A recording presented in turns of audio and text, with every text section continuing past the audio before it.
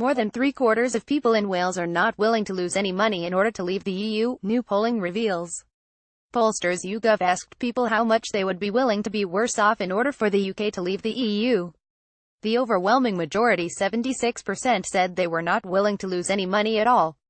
Pollsters quizzed 1,043 Welsh adults who were given options of a range of sums ranging from nothing to more than £200 a month. The survey was weighted to give slightly more prominence to the choices of Leave voters, in line with the referendum result from June last year. The poll found that there was a significant difference between Remain and Leave voters.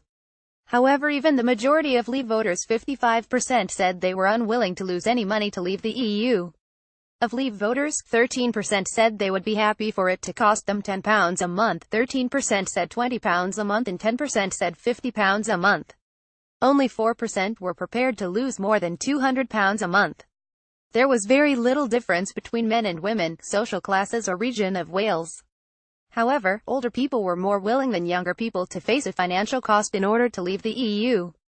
The poll was commissioned by the pro-group Wales for Europe. Among those who voted Leave in the 2016 referendum, 55% were unwilling to be worse off, whether in terms of income, taxes, or prices. Those aged 2,549 were most resistant to losing out. More than 8 out of 10, 83%, were not willing to lose any money, compared with 64% of those aged 65 plus.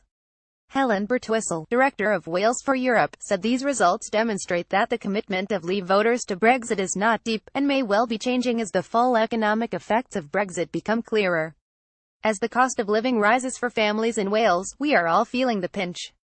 At the same time, the confusion over next steps in the Brexit process, combined with a growing realization of the EU membership benefits Wales stands to lose, mean that people are reassessing their commitment to Brexit.